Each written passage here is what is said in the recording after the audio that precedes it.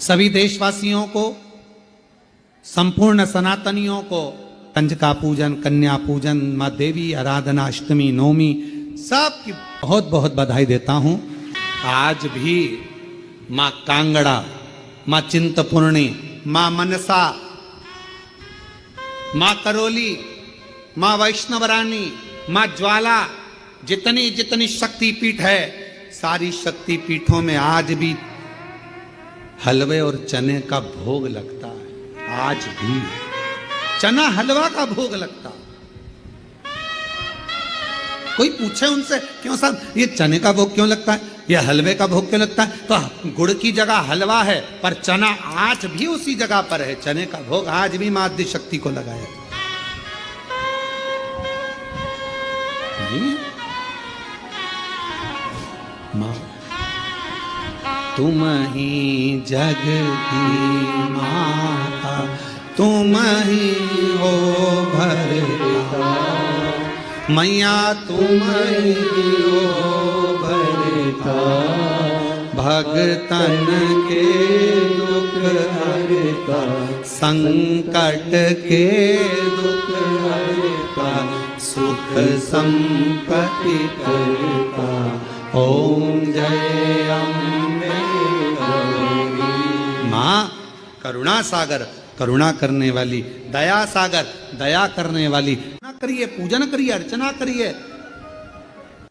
इसलिए शिव महापुराण की कथा कहती है, अगर किसी कोई व्यक्ति बहुत बीमार रहता है, शरीर में कष्ट रहता है, उसको भोजन नहीं भाता, भूख नहीं लगती, भूख नहीं लग रही, भोजन नहीं भा रहा, भोजन नहीं भा रहा, भोजन अच्छा नहीं लग रहा, भूख नहीं लग रही, शरीर में अन्न नहीं लग रहा, दुबला पतला होते जा रहा है, शरीर खराब होते जा रहा है, तो उससे निवेदन है, अगर बन सके तो प्रयास करना। आप किसी भी देवी के मंदिर में जाकर, किसी भी देवी के मंदिर में जाकर एक दुर्वा, एक बेलपत्र माता के मंदिर में मां शकंभरी के नाम से रखना। उस दुर्वा को वापिस लाना, बेलपत्र को वापिस लाना। बेलपत्र सुबह के समय खाना और दुर्वा शाम के समय खाना। ये दो, एक बेलपत्र एक दुर्वा, लगभग 5 या 7 दिन तक लगातार आपने अगर कर लिया तो भूख भी लगेगी, भोजन भी भाएगा और स्वाद भी आएगा, आपको अच्छा लगेगा। शकंभरी माता का स्मरण कर कर जीव उधर पोषण कर लेता है, उधर भर लेता है। मां शकंभरी।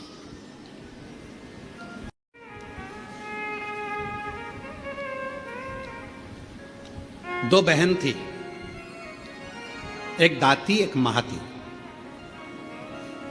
नाम बोलिए जरा, दाती और महाती। दो बहन थी, दाती और महाती। दाती और महाती। दाती थोड़ी सी बहुत गरीब थी, साधारण थी, उसके पास कोई वैभव, उसके पास कोई धन, उसके पास कोई संपदा, उसके पास कोई पूंजी, उसके पास कोई इतना वैभव या इतना धन या इतनी संपदा दाती के पास नहीं थी। महाती के पास बहुत वैभव था। देवी भागवत का प्रसंग है, ध्यान से सुनिएगा जरा। दाती के पास धन जाता था, महाती के पास धन नहीं था। अब दोनों ने विचार करा कि हम माँ दुर्गा, कौशिकी माता की आराधना करते हैं, और दोनों ने कौशिकी माता की आराधना करना प्रारंभ किया। और दोनों ने जैसे कौशिकी माता की आराधना करना प्रारंभ करी, माँ जगत जननी जगदम्बा दुर्गा भवानी को, माँ कौशिकी माता को पुकारना प्रारंभ करा, आराधना प्रारंभ करी, साधना प्रारंभ करी।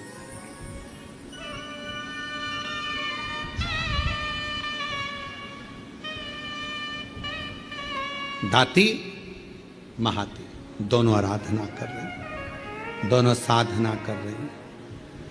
दाती भी साधना कर रही है, महाती भी साधना कर रही है। महाती के पास में वैभव था, धन था, यज्ञ करने बैठी मां आद्य शक्ति दुर्गा भवानी का, तो बहुत सारे पदार्थ उसने यज्ञ में समर्पित करे। दाती गाय का, गौमाता का अलोना कंडा, अलोना गोबरी, आपके यहाँ जो बोलते हो, कंडा बोलते हो कंडा, गोबरी बोलते हो गोबरी, आपके यहाँ पर जो बोलते हो, गाय का गोबर का सूखा हुआ जो कंडा होता है, उपला होता है, गोबरी होती है, वो दाती, उसके पास इतना वैभव नहीं था, उसके पास में ना ज्यादा धन था ना वैभव था, तो बहुत सारा पदार्थ वो यज्ञ नहीं कर सकती थी, और नवरात्रे का समय था, तो दाती ने, महाती तो बहुत अच्छा यज्ञ कर रही है, अनुष्ठान कर रही है, पर दाती के पास कुछ भी नहीं है, तो दाती ने एक गाय का उपला, गाय का गोबर का कंडा, उसको कंडा कहते हैं, उपला कहते हैं, गोबरी कहते हैं, उसको जलाती, सामने रख देती, और उस पर थोड़ा सा गुड़ घी गौ माता का लेकर उसको समर्पित कर देती, और आद्य शक्ति माँ दुर्गा भवानी का स्मरण करती, थोड़ी थोड़ी सी संविदा, थोड़ी थोड़ी सी धूप लाती, और धूप को लाकर उस पर छोड़ती जाती, हे माँ अम्बा स्वीकार करना माँ, मेरे पास जो है मैं तुझे समर्पित कर रही हूँ। ज्योत जला ले,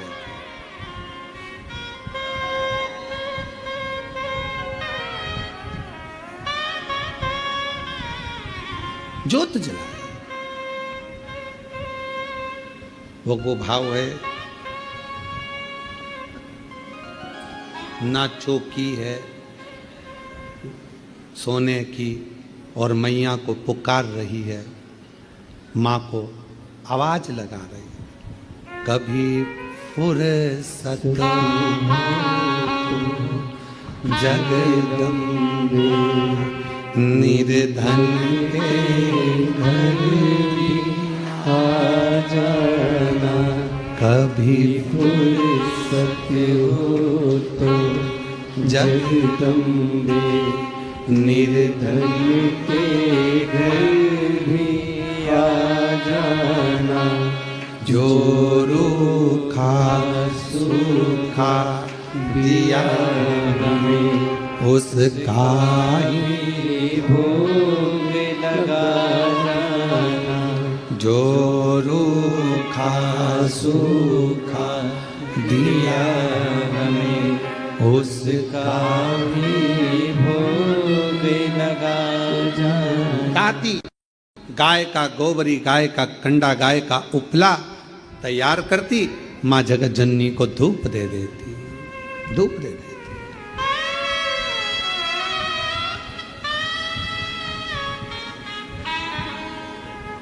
माँ ना तो मेरे पास में चौकी है, और ना मेरे पास में कोई चांदी की चौकी है, ना मेरे पास सोने की अंबारियां बड़ी बड़ी। माँ ये तो केवल भाव का है, केवल।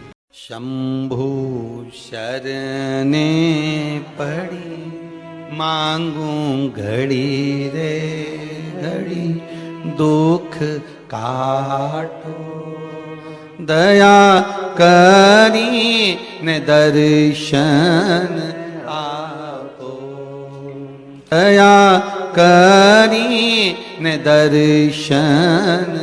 दाती के पास कुछ भी नहीं है, कुछ भी नहीं, थोड़ा सा भाव है, केवल जो है वो समर्पित कर रहे हैं।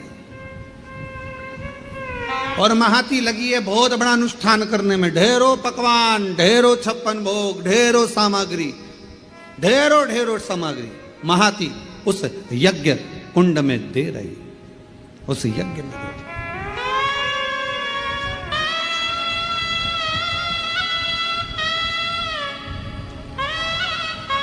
नवरात्रे आज महाती के भी नवरात्रे पूर्ण हो रहे हैं और दाती के भी नवरात्रे पूर्ण हो रहे हैं। केवल एक ज्योत, थोड़ा सा धूप मां को समर्पित कर रहे हैं। मां समय आया, आज मेरी जगत जननी जगदम्बा भवानी मां अम्बा प्रसन्न होकर सबसे पहले मेरी मां पहुंची महाती के घर। देवी भागवत कहती है कि महाती के घर पर पहुंचते से ही मां जगत जननी ने एक बूढ़ी का रूप रख लिया, बुजुर्ग मां, शरीर बहुत बेकार सा हो रहा था, बाल धोले, शरीर पर कोई आभूषण नहीं, एक नथनी नाक में पड़ी हुई है और सुंदर सी एक साड़ी पहनकर, ज्यादा महंगी वाली नहीं, बिल्कुल साधारण सी साड़ी पहनकर सुंदर सी, और मां डंडा पकड़ती हुई बड़ा विचित्र सा रूप रखकर उसके दरवाजे पर पहुंच गई।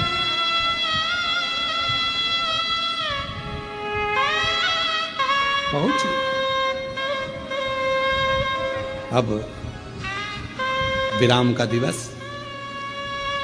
महाती, ओ महाती, ए महाती। महाती ने दरवाजा खोला। कौन हो तुम? महाती, बहुत भूख लगी है, बहुत भूख।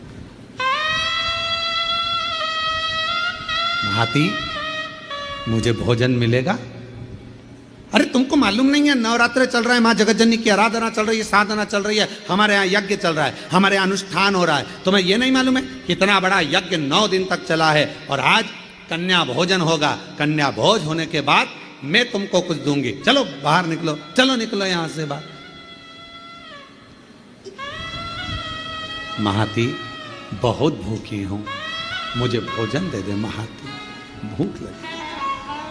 कभी फुर्सत हो तो जगदम्बे निर्धन के घर में आ जाना। कभी फुर्सत हो तो जगदम्बे निर्धन के घर में आ जाना।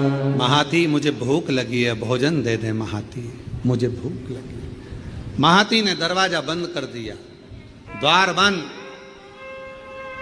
अंदर यज्ञ चल रहा है, अनुष्ठान चल रहा है। अब मां जगतजननी जगदम्बा अंबा भवानी पहुंच गई दाती के दरवाजे पर।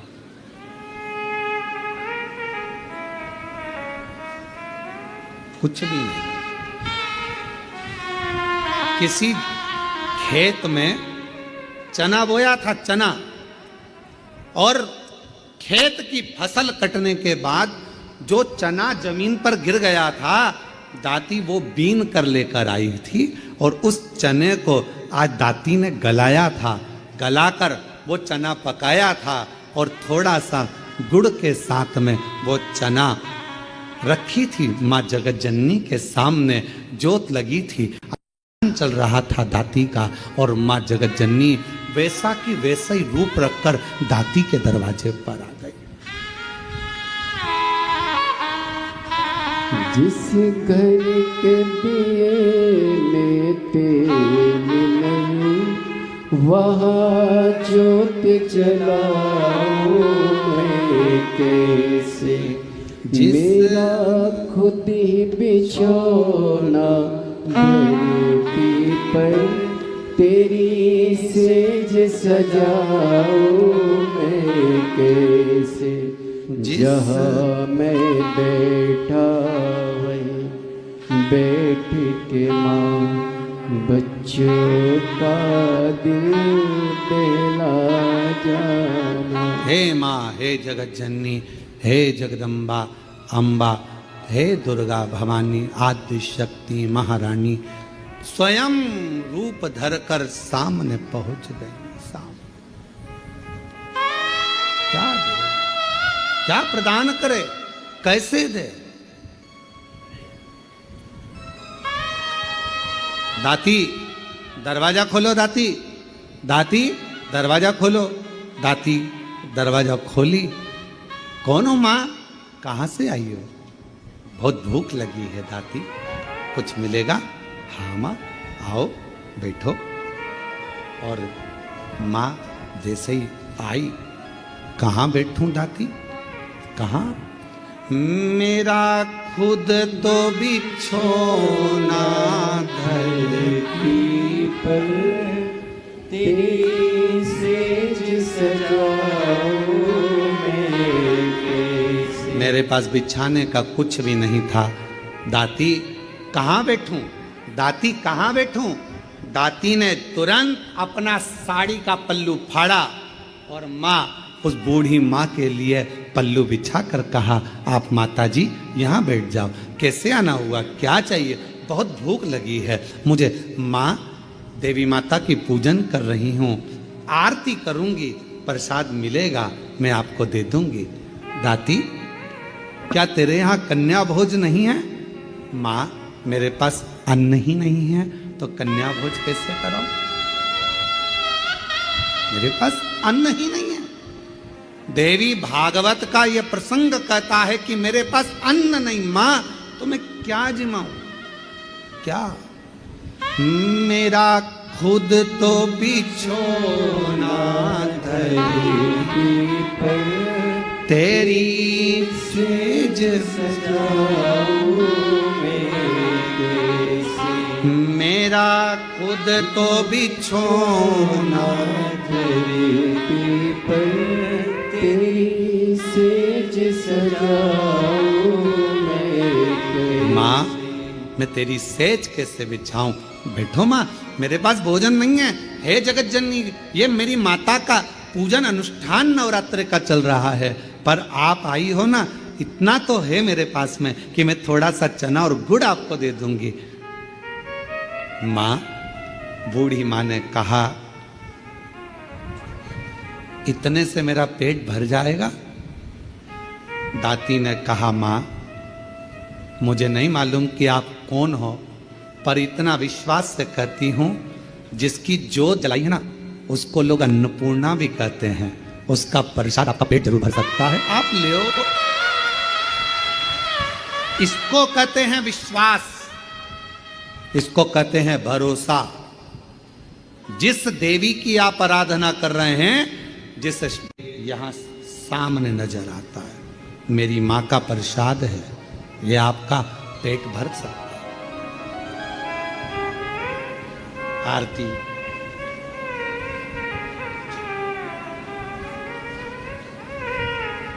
तुम ही जग की माला, तुम ही हो भरता, मैया तुम ही हो भरता, भगतन के दुख हरता, संकट के दुख हरता। बूढ़ी माता से कहा, माँ आप ले, मैं जल लेकर आती हूँ। अंदर गई, जल का पात्र उठाकर लेकर आई। दाती माँ के सामने रख दिया। लो माँ, एक चना का दाना खाती है, दूसरा दाना माँ फेंकती जाती है। दूसरा चना का दाना खाती है, तीसरा दाना माँ फेंकती जाती है। चौथा दाना खाती माँ, पांचवा दाना फेंकती जाती है। और दाती ने हाथ जोड़कर कहा, माता एक बात कहूँ, ये मेरी दुर्गा भवानी का, माँ आद्य शक्ति का नवरात्रि का प्रसाद और आप इसे फेंक रही हो? दाती, मैंने तो खा लिया, तू क्या खाएगी? तेरे लिए दे रही हूं। मां, आपने खा लिया, मेरा पेट भरा गया, पेट भरा गया। ये दाना मैं उठाकर रख देती हूं। दाती, तुझसे ये चने का दाना उड़ जाएगा। ओ माँ, अभी अभी उठाती हूं मैं। दाती गई, बुआरी लाई झाड़ू, और झाड़ू से झाड़ने के लिए आतुर हुई। उसी समय पर माँ जगत जननी ने हाथ रोक दिया। रुक जा दाती, जब कोई कन्या, कोई पुरुष, कोई स्त्री अपने घर में आकर मुख झूठा करता है तो उसके तुरंत बाद झाड़ू नहीं लगाई जाती, वरना घर की पूरी संपदा बाहर निकल जाती। झाड़ू नहीं। श्राद्ध में ब्राह्मण को भोजन कराया, बहन बेटी को किसी उद्यापन में बुलाया, कोई अनुष्ठान आपने करा और उसमें निमंत्रण दिया, बुलाया, और बुलाने के बाद तुमने झाड़ू लगाई तो घर की पूरी संपदा बाहर चली पूरी। क्या तुझे मालूम नहीं है ताती? घर में कोई त्योहार हो, घर में कोई उत्सव हो, घर में कोई फंक्शन हो, पूजन हुआ, उसके तुरंत बाद झाड़ू नहीं लगती। क्या तुझे मालूम नहीं दाती? दाती ने अब कपड़ा लिया, अपने साड़ी के पल्लू से दाती उसको पोंछने लगी और उस चने के दानों को बीन बीन कर अपने पल्लू में डालने लगी।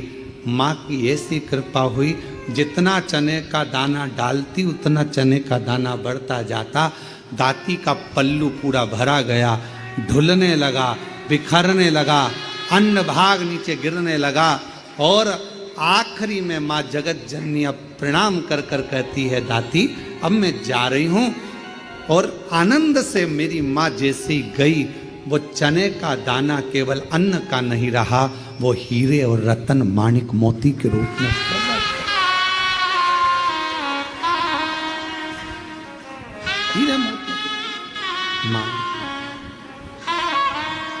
तुम ही जग की माता, तुम ही हो घर का। हे माँ, आप जगत धात्री, आप दुर्गा, आप जगत कल्याण करने वाली संपूर्ण माँ को देखा, बाहर है नहीं, हीरा पन्ना रतन माणिक मोती सोना चांदी सब भरा पड़ा था। महाती को मालूम पड़ा कि मेरी बहन के घर अपार संपदा हो गई, मिलने के लिए आई। क्या बात है, कहां से इतनी संपदा आ गई? अरे एक बूढ़ी आई थी, बहुत ऐसी लग रही थी, भूख लग रही थी, मेरे पास कुछ नहीं था, मैंने माँ जगत जननी का चना गुड़ दे दिया। बस वो चना छोड़ कर गई, वो चने के दाने आज मेरे घर में रतन के दाने हो गए, रतन के दाने। आज भी माँ कांगड़ा, माँ चिंतपूर्णी, माँ मनसा, माँ करोली, माँ वैष्णव रानी, माँ ज्वाला, जितनी जितनी शक्तिपीठ है, सारी शक्तिपीठों में आज भी हलवे और चने का भोग लगता है। आज भी चना हलवा का भोग लगता है। कोई पूछे उनसे, क्यों साहब ये चने का भोग क्यों लगता है, ये हलवे का भोग क्यों लगता है, तो गुड़ की जगह हलवा है, पर चना आज भी उसी जगह पर है। चने का भोग आज भी मां आदि शक्ति को लगाया नहीं। मां, तुम ही जग की माता, तुम ही हो भरता, मैया तुम ही हो भरता, भगतन के दुख हरता, संकट के दुख हरता, सुख संपत्ति करता। ओम जय अम्बे गौरी। माँ करुणा सागर, करुणा करने वाली, दया सागर, दया करने वाली। आप जिस भाव से, अब महाती ने तो इतना बड़ा यज्ञ करा, इतना बड़ा अनुष्ठान करा, इतना करोड़ों का खर्चा करा, इतना लाखों रुपया लगा दिया, और लाखों करोड़ों किसके लिए लगाए? जगत को दिखाने से मेरी माँ प्रकट नहीं हो सकती, जगत को दिखाने से मेरी माँ प्रसन्न नहीं हो सकती। मेरी माँ को प्रसन्न करना है, अपने घर में एक ज्योत भी लगाओगे तो माँ प्रसन्न हो जाएगी, एक छोटी सी कन्या का भोजन भी कराओगे मेरी माँ प्रसन्न हो जाएगी, और किसी के चेहरे पर प्रसन्नता लाओगे मेरी माँ प्रसन्न हो जाएगी। अपने घर की बहन बेटी का आदर करोगे मेरी माँ प्रसन्न हो जाएगी, और अपने घर की माता के चरण छू लोगे मेरी माँ प्रसन्न हो जाएगी। वो माँ, वो माँ है।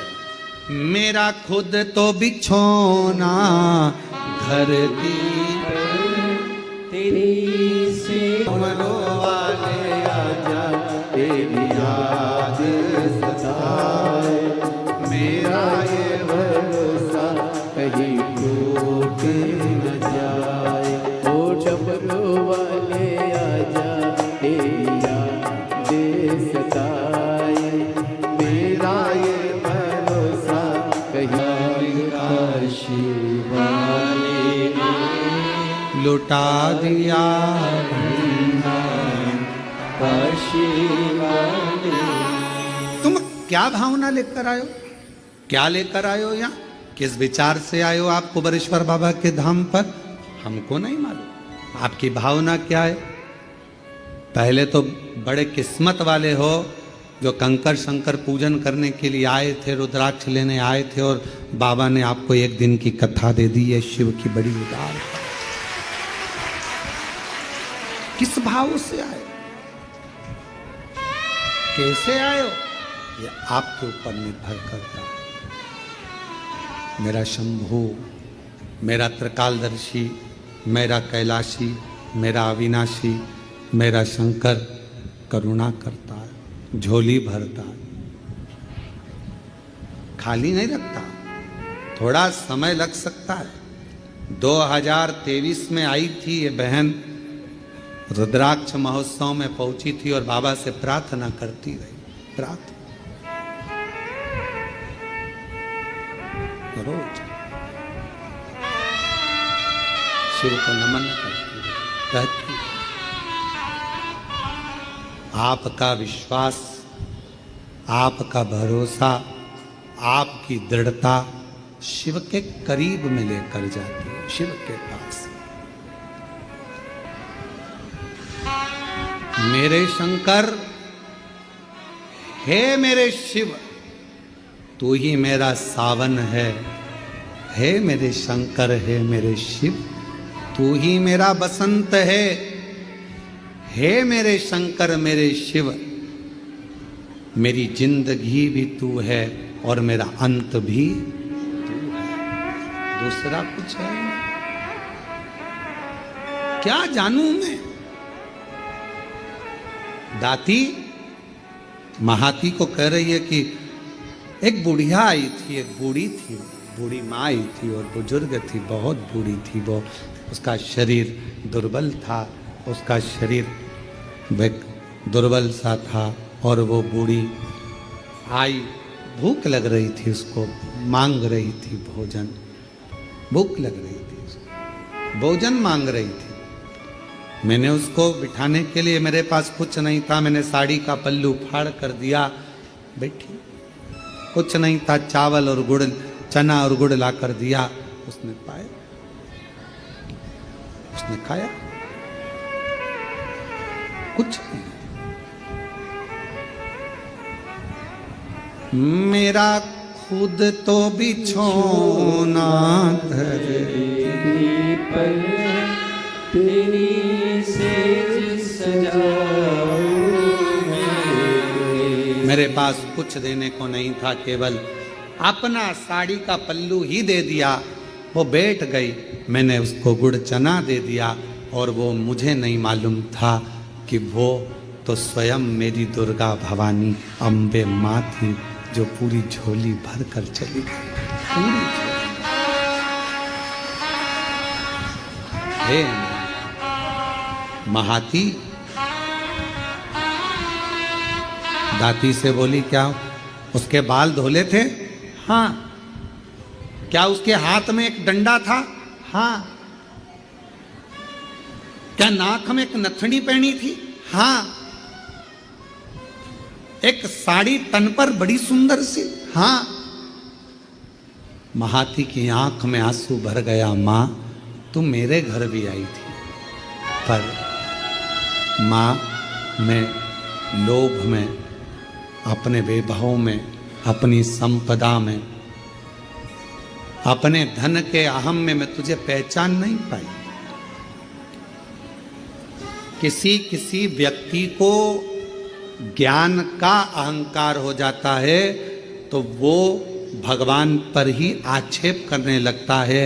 शिव जी ऐसे नहीं, शंकर जी वैसे नहीं, देवी जी ऐसी नहीं, देवता वैसे नहीं, भगवान पर आक्षेप करने लगता। कोई कोई भगवान पर आक्षेप करता। ज्ञान का अहंकार हो गया उसको, ज्ञान की अभिमत्ता हो गई उसकी, अभिमान। किसी किसी को धन का अहंकार आ जाता है तो वो किसी को गिनता नहीं। किसी किसी को अपनी कुर्सी का अहंकार आ जाता है कि मेरे पास इतना बड़ा पद है, मेरे पास ये कुर्सी है, सबसे निपट लूंगा। किसी किसी को अपनी कलम का अहंकार आ जाता है कि मैं इतना बड़ा लेखक हूं, मैं सब कुछ कर सकता हूं, किसी के बारे में भी गलत लिख सकता हूं, किसी के बारे में भी अच्छा लिख सकता हूं, मेरी मर्जी, मेरे हाथ में सब कुछ है, मैं सब कुछ कर सकता हूं।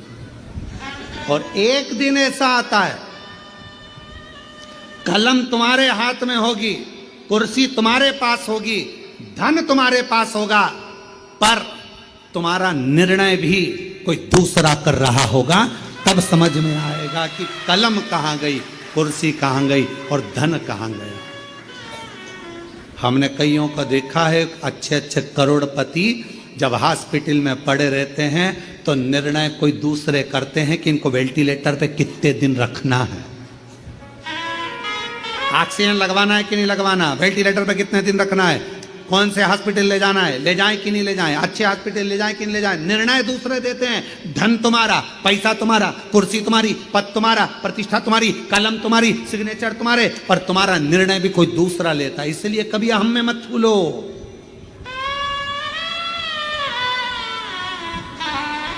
कभी अहंकार में मत फूलो कि मैं मेरी कलम से कुछ भी लिखूंगा, खूब छपे, खूब बने, खूब ऐसा होगा और मैं कुछ भी कर सकता हूं। बाद में एक समय ऐसा आता है कि वो समय तुम्हें रोने के लिए छोड़ देता है। वो धन, वो वैभव, वो कुर्सी, वो पद तुम्हें केवल रुलाता है। इसलिए सावधान, सावधान। और वो सावधानी तुम्हारे भीतर, उस सावधानी का होना बहुत जरूरी है। महाती कहती है, मेरे दरवाजे पर भी आई थी वो बूढ़ी, मैं अपने धन के नशे में उसको पहचान नहीं पाई। संत, साधु, गुरु और माता पिता परमात्मा, इनको व्यक्ति सरलता में पहचान नहीं सकता, जान नहीं पाएगा। जब वो चला जाएगा तब समझ में आएगा, मेरी सास इतनी धर्मात्मा थी, मेरे ससुर ऐसे थे, मेरे गुरुजी ऐसे थे, हमने उन गुरुजी से मिले, वो हमें क्या मालूम था इतने पहुंचे हुए। अरे हम तो ऐसे ही समझते थे, होंगे कथा करते हैं, होंगे ऐसा करते हैं, हम होंगे वैसा करते हैं। हम तो जान नहीं पाए, पहचान नहीं पाता व्यक्ति, जान नहीं पाता व्यक्ति।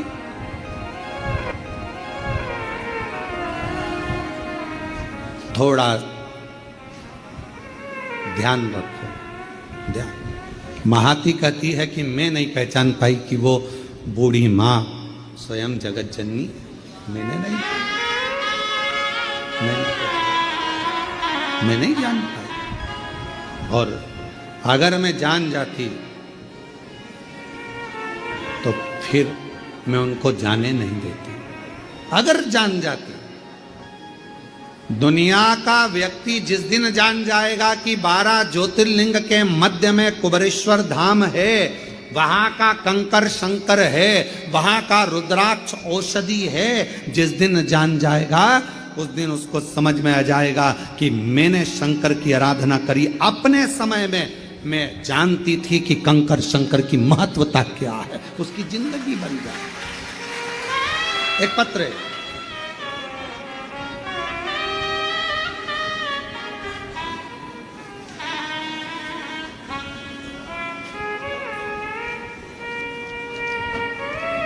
मैं पिंकी देवी गया जी बिहार से आई हूँ। कहीं बैठी हो पिंकी देवी? गया जी बिहार से हैं। बैठी हो तो हाथ हिला सकती हैं, और अगर कहीं साइड वगैरह में बैठी हो तो पीछे से आकर एक बेलपत्र ले सकती हैं। पिंकी देवी गया जी बिहार से रहने वाली हूँ। जब मैं बीमार हुई गुरुदेव, डॉक्टर के पास गए तो उन्होंने बताया आंत में मांस का गोला बन गया। इसका ऑपरेशन हुआ तो उस गोले को काट कर निकाला गया। इस गोले को दिल्ली चेकअप के लिए भेजा गया। मैं ठीक हो जाऊंगी, एक रुद्राक्ष मुझे कुबेरेश्वर धाम का मिल जाए, एक रुद्राक्ष मुझे कुबेरेश्वर धाम का प्राप्त हो जाए, लोगों को एनर्जी मिल जाती है कि अब मैं ठीक हो जाऊंगी। अब मेरा विश्वास कहता है डॉक्टर का इलाज करवाऊंगी, जांचें करवाऊंगी, सब करवाऊंगी, पर साथ में रुद्राक्ष तांबे के लोटे में गलाकर शिव जी को चढ़ाकर उसका आचमन करूंगी। और मुझे विश्वास है कि मैं ठीक होकर एक दिन चलकर कुबेरेश्वर बाबा के धाम पहुंच जाऊं। ये मेरा विश्वास है। विश्वास है। रामचरितमानस जी में तुलसीदास बाबा जी ने लिखा, शंकर विश्वास रूपिणो, शिव विश्वास है। शंकर जी का नाम नहीं लिखा, केवल शिव विश्वास, शंकर विश्वास, पार्वती जी श्रद्धा, ये रामचरितमानस में तुलसीदास जी लिख रहे हैं दोनों।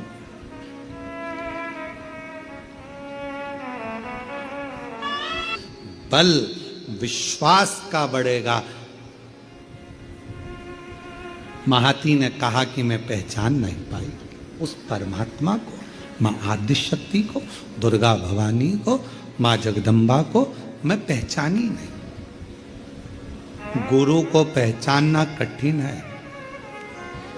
क्यों जन्म हुआ, कैसे गुरु आया, जगत का कल्याण गुरु करता है और आखिरी में प्राण त्याग कर चले जाता है। फिर दुनिया के लोग उसको याद करते रहते हैं कि कोई था जो हमारे बीच में था, हमने तो उनका दर्शन भी किया पर हम उनको समझ नहीं पाए। हम तो ऐसे ही समझ रहे थे हल्का फुल्का, हमारी जिंदगी ऐसी निकल गई। माता पिता को समझ नहीं पाए। हम तो अपने माता पिता को ऐसे ही समझ रहे थे, हम जान नहीं पाए।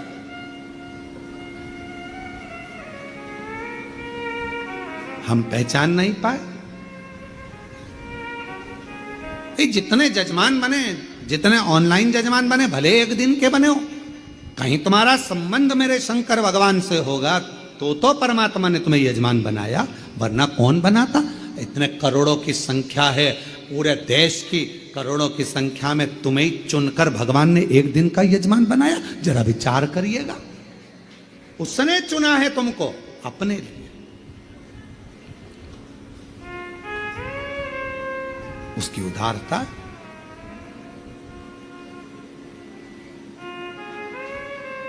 शिव कथा कह रही है,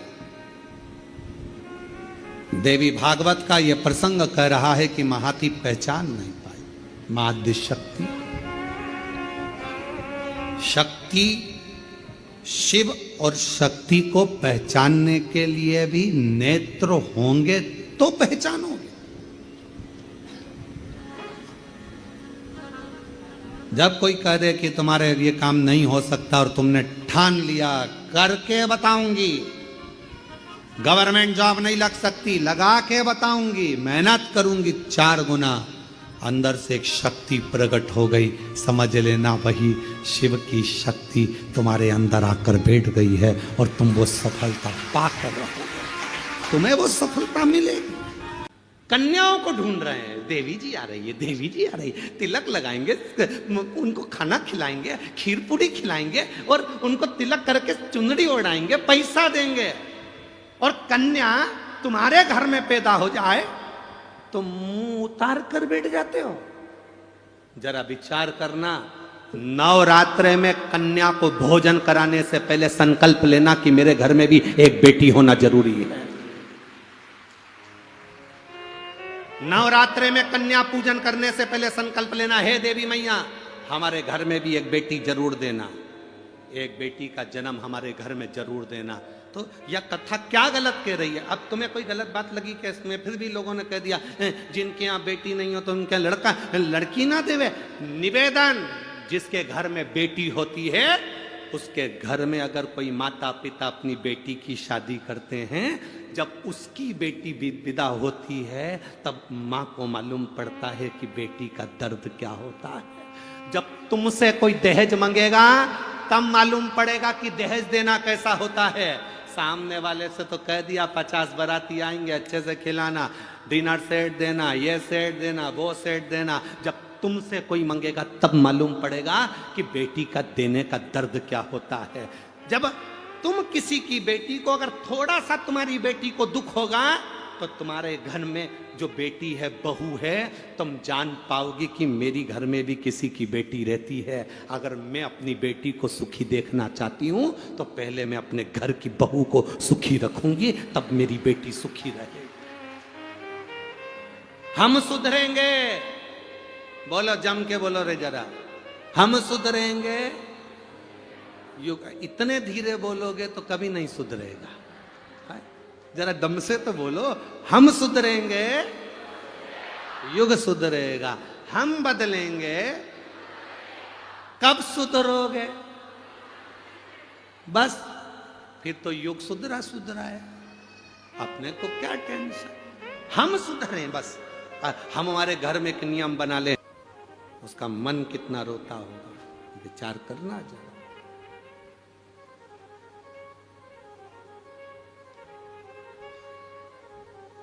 शिव कथा कह रही है, भगवान शंकर का संवाद कर रहा है। ब्रह्मा जी ने कहा तुम्हारी पत्नी वीरणी जब अपनी इतनी लड़कियों को पाल सकती है, श्रृंगार कर सकती है, पोष सकती है, तो मेरा विश्वास करता है कि तुम्हारी पत्नी वीरणी गाय को भी बेटी मानकर उसको अपने पास रख सकती है और गौ माता की सेवा कर सकती है। दे दो। दक्ष प्रजापति ने कहा मैं अपनी धर्म पत्नी वीरणी से पूछना चाहता हूं, तुम्हें ये बेटी मिलेगी, तुम इस बेटी का सम्मान करोगी, आदर करोगी, सत्कार करोगी? तुम्हें सुरभि कामधेनु गाय मिल रही है, तुम इस बेटी का आदर करोगी? वीरणी को बुलाया गया और वीरणी ने आते से ही जब गौ माता को देखा, सुरभि को देखा, कामधेनु को देखा, इतनी सुंदर सुरभि गाय, इतनी सुंदर कामधेनु। अब सुरभि कामधेनु थी, सुरभि का एक भाव था कि वो अपने स्त्री स्वरूप में आ जाती थी। सुरभि की सबसे बड़ी बात यह थी कि उससे जो मांगा जाता था कामधेनु गाय से, वो दे देती थी। किसी ने भोजन मांगा, दिया, सेना मांगी, दिया, कुछ मांगा, दिया। और कभी वो सुरभि, वो कामधेनु, वो अपने स्त्री स्वरूप में दो चोटी बांधकर, सुंदर स्त्री का स्वरूप, हाथ में ग्रास लेकर, एक हाथ में कमल का फूल लेकर, दूसरे हाथ में उसने ग्रास रख रखा है, एक हाथ में कमल का फूल रख रखा है, तीसरे हाथ में कमंडल रख रखा है, चौथे हाथ से वो आशीर्वाद दे रही है। ऐसी सुरभि माँ, ऐसी माँ कामधेनु अपने स्त्री स्वरूप में आ जाती थी। तो माँ ने देखा, वीरणी ने देखा, इतनी सुंदर बेटी अगर मुझे मिल रही है तो मेरी 7 बेटियों के साथ ये बेटी भी मेरे लिए पूजनीय होगी और इसको मैं पाल पोस कर बड़ा करूं। ये बेटी मुझे दो।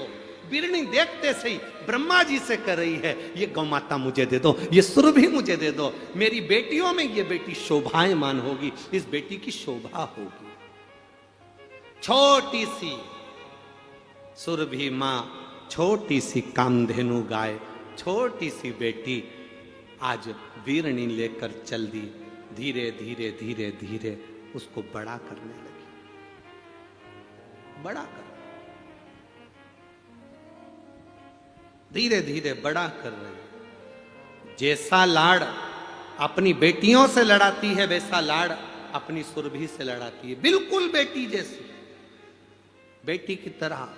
एक स्त्री के स्वरूप में वो कामधेनु रह रही है, वो बेटी के स्वरूप में वो सुरभि रह रही है, बिल्कुल सुंदर, छोटी सी, लहंगा पहनी, चोली पहनी, बिंदी लगाई, कानों में कुंडल पहनी, गले में माला पहनी, सुंदर आनंद में। और जिस घर में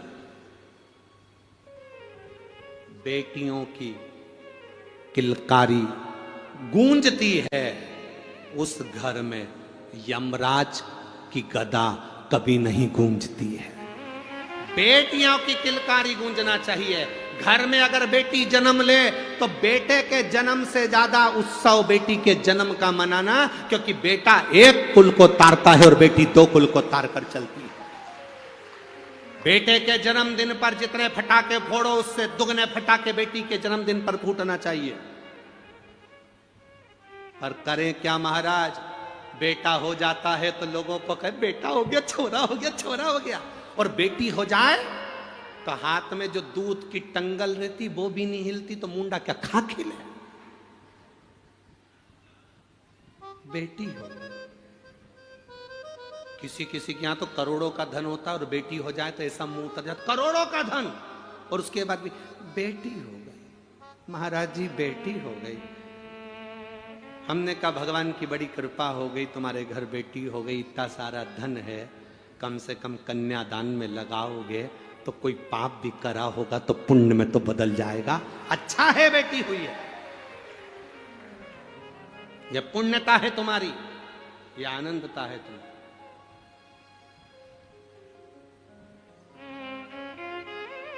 सुरभि, अब सुरभि के माता पिता कौन है? दक्ष प्रजापति और माता वीरणी। ये कामधेनु सुरभि के माता पिता पाल पोस कर बड़ा कर रहे थे। एक दिन पाल पोस कर बड़ा करते करते वीरणी से आज सुरभि ने कहा, मां मां बोलो क्या बात है? सुरभि कहती है, मां मुझे भगवान नारायण स्वर्ग में बुला रहे हैं, क्या मैं जा सकती? वीरणी ने कहा, तू इतनी छोटी, तुझे भगवान विष्णु क्यों बुलाएंगे? मां भगवान विष्णु और लक्ष्मी जी में झगड़ा चल रहा है।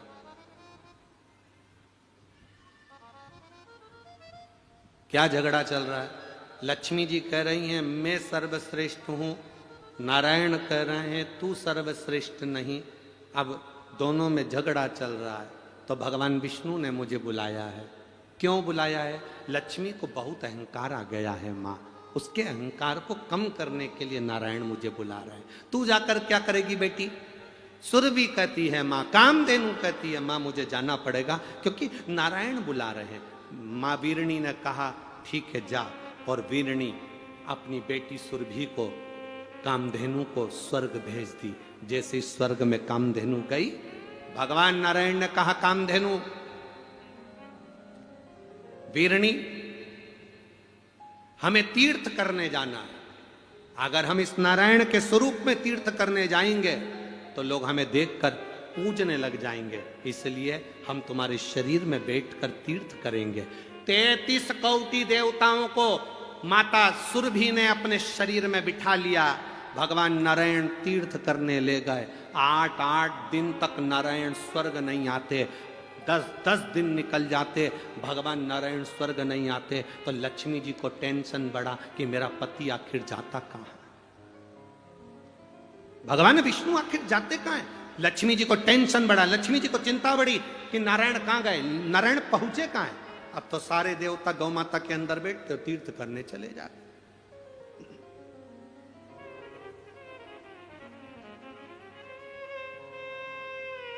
तीर्थ करने चल दिए।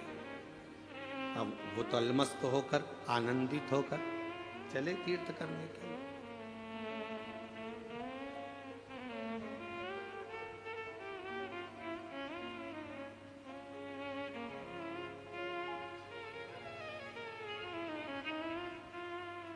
और तीर्थ करने जाते सारे देवता घूमने में लग जाते। महाराज सारे देवता, वीरणी ने आज्ञा दे दी, सुरभि कामधेनु बैकुंठ गई। भगवान नारायण कामधेनु गाय में बैठकर सुरभि में बैठकर सारे देवताओं को बिठाकर तीर्थ करने गए। लक्ष्मी जी को चिंता लग गई कि मेरे पति आखिर जाते कहाँ। एक दिन नारायण आए तो लक्ष्मी जी ने पूछ लिया, प्रभु बहुत दिनों में आते हो, आप कहाँ रहते हो? भगवान नारायण ने कहा गौ माता में बैठकर हम तीर्थ करने के लिए जाते हैं। कौन कौन जाता है? भगवान विष्णु ने कहा कि सारे 33 कोटि देवी देवता, सरस्वती हो, पार्वती हो, शंकर जी हो, इंद्र देव, वरुण देव, गरुण देव, षडानंद, गणेश, रिद्धि सिद्धि सब। तो इतने में लक्ष्मी जी बोली हमें तो आप लेकर जाते ही नहीं हो। भगवान विष्णु ने कहा लक्ष्मी गाय का पूरा शरीर देवताओं से भरा पड़ा, जगह नहीं है, इसलिए हम तुम्हें बिठाए नहीं। लक्ष्मी जी बोली कुछ भी हो जाए, मुझे गौ माता में बैठकर तीर्थ करने जाना है, आप मुझे गाय के अंदर बिठाइए। भगवान नारायण ने कहा, लक्ष्मी तुम तो कहती थी कि सर्वश्रेष्ठ हो, गाय में बैठने के लिए तुम्हारे लिए स्थान नहीं है। तुम तो कहती थी कि मेरा पद अलग है, मेरी प्रतिष्ठा अलग है, देवताओं से मैं अलग बैठती हूं, तो फिर तुम गौमाता में कैसे बैठोगी? नहीं, मुझे गौमाता में बैठना है, आप मुझे बिठा। तब भगवान नारायण ने कहा कि अगर गाय में बैठना है तो केवल एक ही जगह खाली पड़ी है, गाय का गोबर। अगर तुम चाहो तो गाय के गोबर में बैठ जाओ। लक्ष्मी कहती है, मैं राजरानी, मैं पटरानी लक्ष्मी, दुनिया का भंडार भरने वाली गाय के गोबर में बैठूंगी। भगवान विष्णु ने कहा, बैठना हो तो बैठ जाओ, 3 देवता और घूम रहे हैं, कुर्सी एक ही है। अगर वो बैठ गए तो तुम नहीं बैठ पाओगे, बैठना हो तो बैठो। तब माता लक्ष्मी ने नारायण जी से कहा, मैं गाय के गोबर में बैठने को तैयार हूं, पर गोबर को कोई आशीर्वाद तो दे दो। भगवान विष्णु ने कहा, मैं क्या आशीर्वाद दूंगा, आशीर्वाद तो देव अधिदेव महादेव देंगे। शंकर भगवान ने गाय के गोबर को आशीर्वाद दिया, लक्ष्मी तो गाय के गोबर में बैठी है, इसलिए जिसका आंगन, जिसका पूजन का स्थान गाय के गोबर से लिपा जाएगा, उसके घर में संपदा की कमी नहीं आएगी, लक्ष्मी का निवास है। अब सुरभि वापिस आने लगी अपनी मां के पास में, वीरणी के पास में। सुरभि वापिस आ रही अपनी माता के पास, और जब सुरभि अपनी माता के पास वापिस आने लगी, तभी सुरभि को आते हुए उसी समय पर राजा दिलीप सूर्यवंश के वहां से निकल कर आ रहे थे। राज्य को जीत कर राजा दिलीप निकल कर आ रहे थे, और उन्होंने सुरभि गाय को, कामधेनु को देख कर भी प्रणाम नहीं किया। उन्होंने सुरभि गाय को, कामधेनु को देखकर प्रणाम नहीं किया।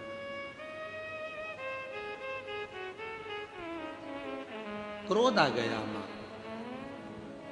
सुरभि ने विचार करा कि मैं गौ माता हूं, गाय हूं,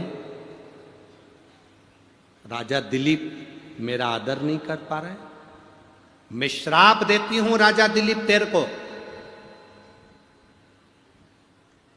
गाय को देखने के बाद भी तूने प्रणाम नहीं करा, इसलिए मैं तुझे श्राप देती हूं कि तेरे यहां पर संतान नहीं होगी, तेरे यहां पर वंश नहीं बढ़ेगा, तेरे यहां पुत्र पैदा नहीं।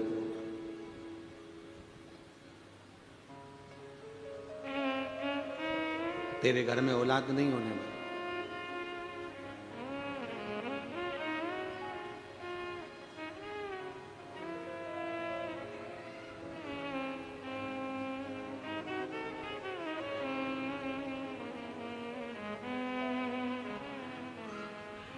दिलीप, राजा दिलीप आए, उनके घर में वंश नहीं बढ़ रहा, उनके घर में संतान नहीं हो रही, बड़ी चिंता में व्याप हो गए। राजा दिलीप बड़ी चिंता लगी, बड़ा टेंशन। तब अपने गुरुजी के पास में गए और गुरुजी के पास में जाकर निवेदन करा, डिले कम करो। अपने गुरुजी के पास जाकर निवेदन किया, अपने गुरुजी के पास जाकर कहा, गुरुवर, गुरुदेव, मेरे घर में संतान का सुख नहीं है, संतान कैसे होगी मेरे यहाँ औलाद का सुख नहीं, संतान का सुख नहीं, आप कृपा करिए।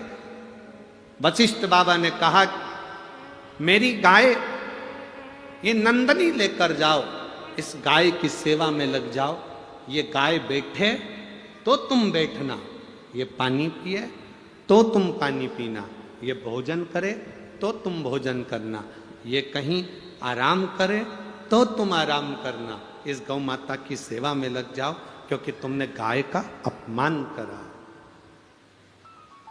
इस गौ माता का तुमने सम्मान नहीं करा। सनातन हिंदू धर्म कहता है, हमारा राष्ट्र कहता है, हमारा सनातन धर्म कहता है, गौ माता अगर बीच राह में कहीं दिख भी जाए तो हमारी गाड़ी को स्लो कर कर पहले उसको प्रणाम कर लेना चाहिए कि मां तेरी कृपा, तुझ में 33 कोटि देवता विराजमान है, तेरे अंदर 33 कोटि देवी देवता विराजे हैं। मां तू करुणा करना, मां ऐसी कृपा करना कि मेरी झोली खुशियों से भर आ जा। किसी शुभ कार्य के लिए जा रहे हो, गौ माता का स्पर्श कर कर जाइए, कार्य में सफलता होती है।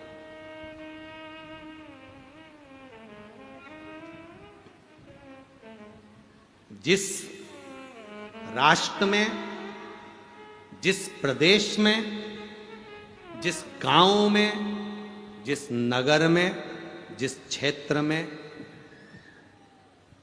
गाय काटी जाती है, उस क्षेत्र का, उस नगर का कभी विकास नहीं हो सकता।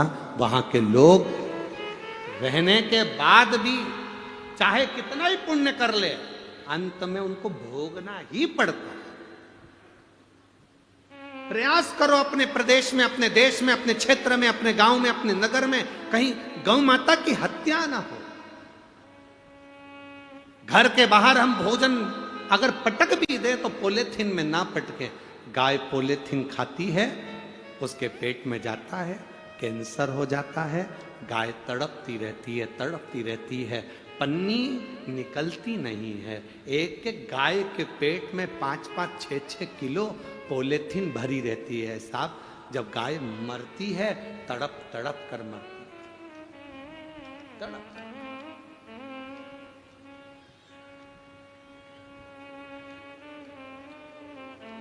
बहुत सावधानी की जरूरत है मेरी माताओं। आप गाय को रोटी देओ ना देओ, पर इतना जरूर करना कि गाय को अगर किसी ने पॉलीथीन में रोटी डाली है तो वो पॉलीथीन को निकाल कर अलग करना और रोटी गाय के मुख में देना। वो पॉलीथीन कहीं जमीन में कहीं दूसरी जगह गाड़ देना। पॉलीथीन, पन्नी जमीन में भी अगर पड़ी है तो 15 दिन, 20 दिन, 1 महीना, 2 महीना, 4 महीना, 6 महीना, 8 महीना, 10 महीना, 1 साल निकल जाए तो भी पॉलीथीन खराब नहीं होती। वो पन्नी के अंदर, जमीन के अंदर सड़ती रहेगी पर वो खराब नहीं होगी। वो जैसी है वैसी छार छार हो जाएगी, पर पॉलीथीन पॉलीथीन ही रहेगी। गौ माता के पेट में पॉलीथीन जाती है, उसको कैंसर हो जाता है। उसकी रक्षा करो। धर्म की अधर्म का, प्राणियों में, विश्व का, उसकी रक्षा करना हमारा फर्ज है। जैसे हम आपसे कहते हैं कि कोई बड़ी बीमारी हो तो शंकर जी के मंदिर में जाकर 1 लोटा जल चढ़ाओ, उसी तरह गौ माता के जीवन में अगर दुख आए तो आपको खड़े रहना चाहिए। जब बड़ी बीमारी आए तो शिव तत्व का स्मरण करना चाहिए। गौ माता के जीवन में अगर दुख आए तो आपको वो पन्नी अलग करना चाहिए। सुख एक पत्र आया है,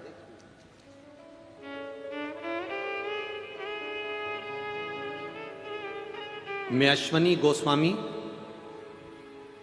मेरी पत्नी कंचन गोस्वामी, ग्राम नगर पंचायत राजा परपोड़ी, जिला बेमतरा, छत्तीसगढ़ के निवासी हैं। कहीं बैठे हों तो हाथ हिला सकते हैं। आप ही हैं? एक बार वापिस हाथ हिलाइए। श्री शिवाय नमस्तुभ्यम। मेरी पत्नी की तबीयत खराब हुई, उसको खांसी आ रही थी। अचानक 31 दिसंबर को रात्रि में श्वास लेने में उसको तकलीफ होने लगी। हम लोग रात्रि में ही रायपुर एम्स हॉस्पिटल में लेकर उसको पहुंचे। उसकी जांचें चालू हुई। रिपोर्ट में डॉक्टर ने बताया कि इसकी छाती में पानी भर गया है। फिर हम उसको बिलासपुर लेकर गए, निजी अस्पताल में चेकअप कराया। वहां भी डॉक्टर ने बताया कि इनकी छाती में पानी भर गया। करीब 2.5 लीटर पानी छाती से निकाला गया। पर गुरुदेव, डॉक्टर ने कहा कि इनको कोई बड़े हॉस्पिटल में ले जाओ, इनको कैंसर के लक्षण हैं और कैंसर है। हम घबरा गए। फिर 2 फरवरी 2023 को हम उनको बेंगलोर के तमिलनाडु CMC हॉस्पिटल इलाज के लिए ले गए। वहाँ करीब हम 3 महीने रुके गुरुदेव। फिर डॉक्टर ने कह दिया कि इनको जो कैंसर है, इनके शरीर में जो बीमारी है, इसका कोई इलाज नहीं है, मुश्किल है। ये बीमारी, इनका जो कैंसर है वो लाइलाज है, इसका इलाज कहीं हो नहीं सकता। घबरा गए, दवाई ली, बाबा से प्रार्थना कर कर वापिस आए। बाबा से प्रार्थना कर कर आए, आपकी कथा सुनना प्रारंभ करी। 1 लोटा जल शिव जी को चढ़ाते, पानी चढ़ाकर वापिस लाते, बाबा भोलेनाथ से प्रार्थना करते। बाबा की कृपा का हम क्या गुणगान करें गुरुदेव। पहले मेरी पत्नी बिना ऑक्सीजन के, कृत्रिम श्वास के बिना रह नहीं पाती थी। अब बाबा की कृपा का मैं क्या गुणगान करूं गुरुदेव। जहां डॉक्टर भी हाथ टेक दिए, उन्होंने कहा था ये जब तक जिंदा है तब तक इसको ऑक्सीजन लगी रहेगी, पर बाबा की कृपा से आज मेरी पत्नी प्राकृतिक श्वास ले रही है, उसकी ऑक्सीजन लेना बंद कर दी गई है गुरुदेव। 16 जुलाई 2023 को 4 महीने के बाद में वापिस रूटीन चेकअप कराने के लिए हम पहुंचे, तो डॉक्टर भी देखकर आश्चर्य में पड़ गया कि इनका कैंसर ठीक कैसे हो गया। ये बाबा की कृपा है। एक बार दोनों हाथ हिला दो। बहुत बहुत साधुवाद। श्री शिवाय नमस्तुभ्यम। शिव तत्व की प्राप्ति इसी को कर।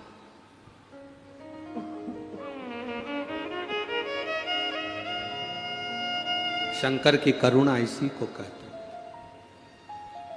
तेरी कृपा बिना ना हिले एक भी अणु, लेते हैं श्वास तेरी कृपा से तनु तनु।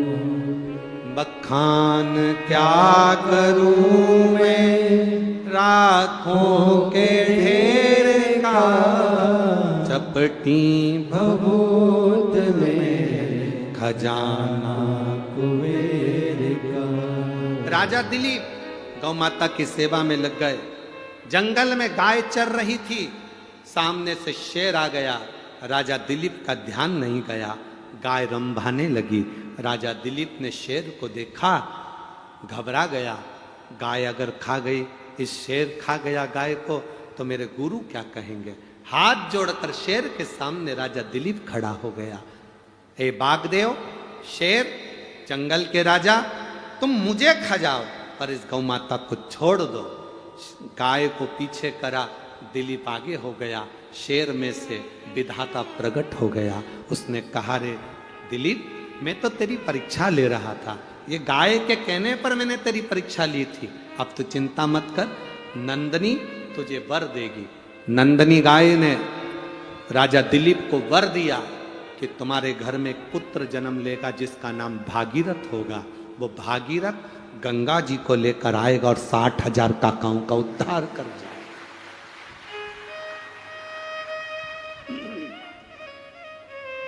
गौ माता की कृपा से भागीरथ जैसा पुत्र हुआ। गाय सुरभि मां, कामधेनु मां आई। बैकुंठ से वापिस सुरभि मां आ गई। कामधेनु बैकुंठ से वापिस आ गई, अपनी माता बिरणी के साथ में रहने लगी। कभी कन्या के रूप में रहती है, कभी गौ माता के रूप में रहती है। कभी सुंदर स्त्री के रूप में रहती है, कभी गौ माता के रूप में रहती है। कभी पूरा शरीर गाय का बना लेती है, मुख स्त्री का बना लेती है। आप लोगों ने ऐसा फोटो देखा है गाय का? कभी गौ माता का कभी ऐसा फोटो देखा है? शरीर पूरा गाय का और मुख स्त्री का। कभी पूरा शरीर गौ का बना लेती है और मुख स्त्री का बना लेती है। ऐसा सुंदर रूप धरकर सुरभि कामधेनु भ्रमण करती है। भ्रमण समय आए, घूमते घूमते एक दिन जब कामधेनु सुरभि जब बड़ी हो गई, और कामधेनु सुरभि जब बड़ी होती है, कामधेनु सुरभि जब बड़ी हुई, तब अपनी माता से आज्ञा पाकर अपनी बहनों के साथ में भ्रमण करने के लिए मृत्यु लोक में घूमने के लिए चली। घूमने के लिए जा रहे हैं। पहले गोचरण के लिए, गौ माता के चरने के लिए बड़ी सी भूमि होती थी, गोचरण के। गौ माता को चरने के लिए बड़ी सी भूमि सरकार के द्वारा छूटी जाती थी। आज के जमाने में भी वो जमीन गौ माता के चरने के लिए गौचरण भूमि पहले छोड़ी जाती थी। बड़े बड़े सेठ, साहूकार, बड़े बड़े लोग जिनके भगवान ने खूब भंडार भर के रखे हैं, वो गौ माता को चरने के लिए जमीन देते थे कि इसमें गाय चरेगी। पर धीरे धीरे जमीन की कीमत बढ़ती गई, बढ़ती गई, बढ़ती गई, तो जो सरकार गाय के चरने के लिए जमीन छोड़ती थी उस पे भी लोग कब्जा कर लेते हैं और अपना घर बनाकर बैठ जाते हैं। गाय के हिस्से को भी लोग अपना हिस्सा मानकर खा जाते हैं, गौ माता के हिस्से को भी खा।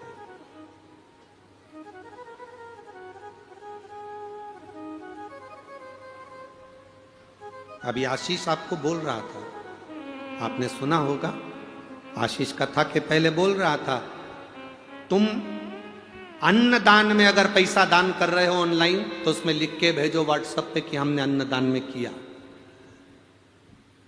तुम मंदिर निर्माण में दान कर रहे हो तो मंदिर निर्माण का लिखकर भेजो कि मंदिर निर्माण में दिया। तुम गाय के कन्यादान में अगर दान कर रहे हो कि आज एकादशी है, गौ माता का विवाह हो रहा है तो उसके दान में, कन्यादान में देना है, तो वो लिखकर भेजो कि कन्यादान में दिया। कम से कम तुमने जो कन्यादान में दिया, हम उसको उठाकर जो नई गौशाला का निर्माण हो रहा है उस गौशाला में तुम्हारी तरफ से लगा दें, जिससे लगे कि कन्यादान आया था तो यहां लगा। गौ माता के चारे के लिए दिया है तो चारा लिखकर भेजो कि हमने चारे के दिया, जिससे चारा खा सके।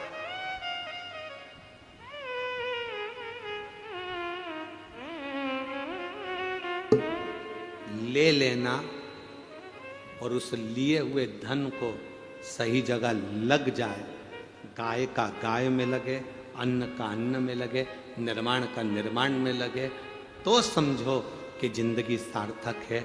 मालूम पड़े ले लो और बाद में फिर भोगना पड़े तो जिंदगी नरक जैसी निकलती हो, जिंदगी सार्थक नहीं होती। बहुत सोचना पड़ता है, समझना पड़ता है, कोई सहजता नहीं है हमारा। सुरभि गाय कामधेनु भ्रमण करने निकली, अपनी बहनों के साथ जा रही थी। कश्यप ऋषि स्नान कर कर संध्या करने के लिए बैठे थे और सुरभि कामधेनु निकल कर जा रही थी। आज गाय के रूप में सुरभि कामधेनु जा रही थी और इतना उसने क्या देखा सुरभि कामधेनु ने कि कश्यप ऋषि बैठकर संध्या कर रहे हैं, आराधना कर रहे हैं, प्रभु की भक्ति कर रहे हैं, आराधना कर रहे हैं। अब भक्ति का फल खाली जाता है क्या? आप लोग यहां बैठकर श्री शिवाय नमस्तुभ्यम बोलते हो, इतने लाखों लोग एक साथ भगवान शंकर का नाम लेते हो तो वो खाली जाता है क्या? नहीं। 3 महीने के अंदर मेरा बाबा तुम्हारी झोली भरता जरूर है, ये निश्चित है। देगा। ये पत्र आया है, देखिए।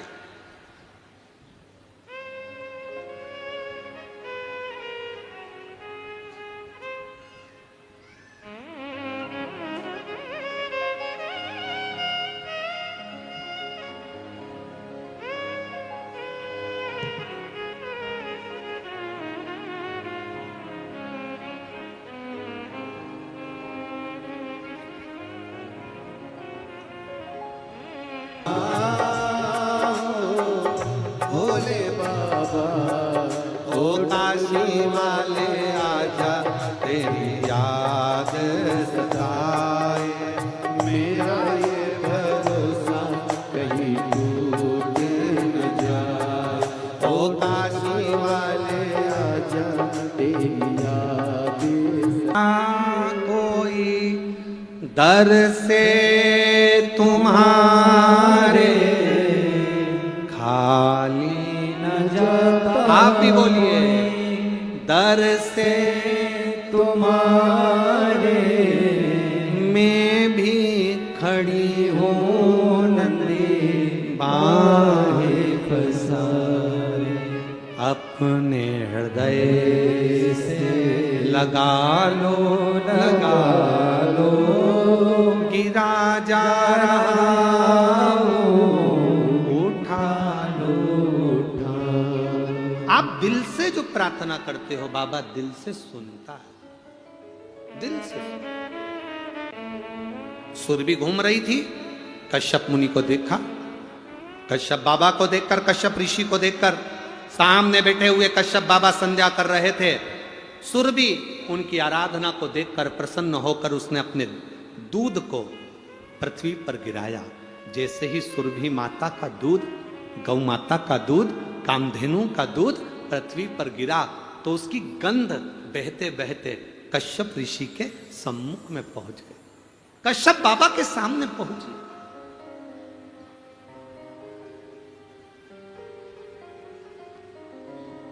कोई कोई गाय ऐसी होती है, एक व्हाट्सएप पे हमने गुजरात की एक गाय को देखा था, शंकर जी के मंदिर में जाती है, शंकर जी के मंदिर का प्रसाद खाती है। पशुपति व्रत हो रहे हैं ना आजकल, तो पशुपति व्रत में बहुत सारा प्रसाद चढ़ जाता है, तो पंडित जी उसको पशुपति व्रत का प्रसाद लाकर खिलाते हैं और उसके थन के नीचे बर्तन लगा देते हैं। गाय के थन को हाथ भी नहीं लगाते और गाय दूध देना प्रारंभ कर देती है।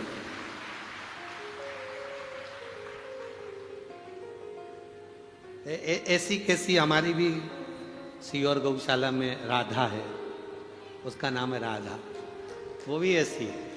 बस गौशाला में हम पहुंचे और आवाज लगाया राधा, जो राधा कहा तो जब अगर हमारे तो ग्वाले उन कहते हैं गुरुजी आप राधा मत बोला करो, पूरा दूध निकाल देती है पत्थर पर। राधा जब बोला करो जब हम बर्तन नीचे लगा दे, तो जैसे ही चमके चिल्ला दिया राधा, और बस उसने देखा और दूध की धार लगा। सुरभि ने अपना दूध पृथ्वी पर दिया, दूध दिया तो गंध कश्यप मुनि के नासिका तक पहुंची। कश्यप मुनि का नियम था, भगवान को जब भी कुछ देते थे जो उनको अच्छा लगता था वो शंकर जी को दे देते थे। कश्यप मुनि को वो गंध अच्छी लगी तो उन्होंने संध्या करते करते भगवान शिव को गाय के दूध की गंध शंकर जी को समर्पित कर दी। दिल कश्यप मुनि के शंकर भगवान को गंध देते ही शिव जी को जैसे ही सुरभि गाय के, कामधेनु के गाय के दूध की गंध जैसे ही महादेव को कश्यप मुनि ने दी, शंकर भगवान प्रकट हो गए, सामने प्रकट। शिव महापुराण की कथा कहती है, लोग कहते हैं शंकर जी को दूध चढ़ाने से क्या होता है। शिव महापुराण की कथा कहती है शंकर को अगर गौ माता का एक बूंद दूध भी चढ़ जाए तो शंकर प्रकट हो जाते हैं और प्रसन्न होकर वर देते। कश्यप मुनि ने दूध नहीं दिया है, कश्यप मुनि ने कामधेनु गाय का, सुरभि गाय का दूध नहीं दिया। कश्यप मुनि ने तो केवल गंध आई थी, उस गंध को शंकर जी को दे दी थी।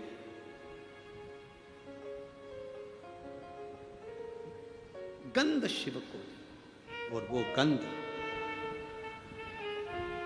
ओम, वो महामृत्युंजय मंत्र का स्मरण करते ओम।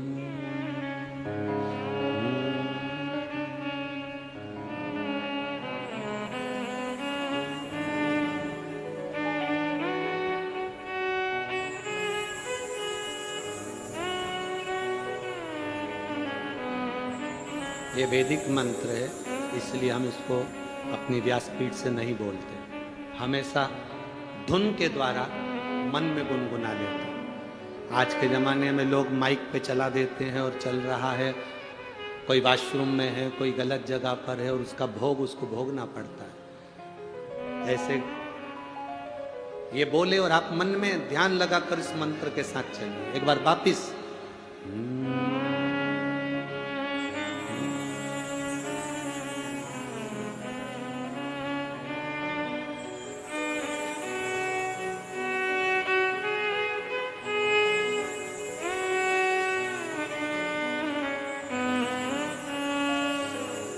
अब शिव को गंध मिली, शंकर प्रकट हो गए। कश्यप बाबा मांगो तुम्हें क्या चाहिए। कश्यप जी कहते हैं मैंने आपको जो गंध दी है वो मांगने के लिए नहीं दी, मुझे अच्छी लगी आपको दे दी।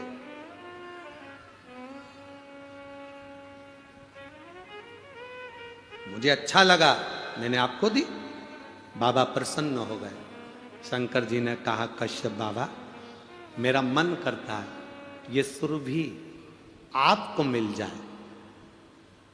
कश्यप ऋषि ने कहा कि ये सुरभि मुझे मिल जाए, अगर मैं सुरभि से विवाह करूं शर्त एक है, आपको सुरभि के कामधेनु के गर्भ से जन्म लेना पड़ेगा तो मैं सुरभि से शादी कर सकता।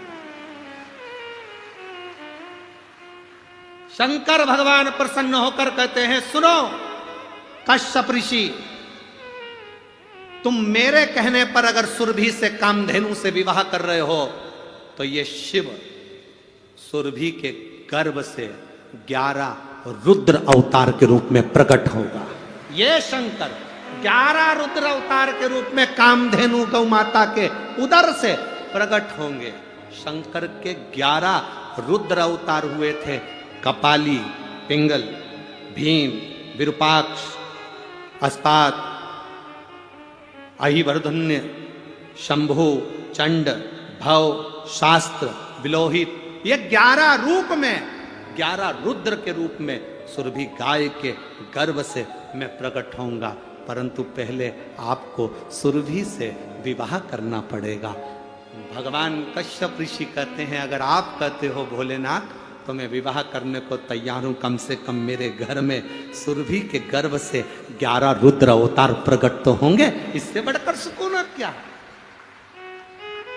खबर पहुंचाई भगवान देवादिदेव महादेव ने दक्ष प्रजापति के पास में। दक्ष प्रजापति अपनी धर्म पत्नी वीरणी से कहो विवाह की तैयारी करे। सुरभि का विवाह, कामधेनु का विवाह कश्यप ऋषि से होने की तैयारी होने लगी। चारों तरफ आनंद होने लगा, पूरी पृथ्वी सजने लगी, पूरी पृथ्वी पर श्रृंगार होने लगा और गौ माता को हल्दी लगने लगी। आज गौ माता को हल्दी लग रही।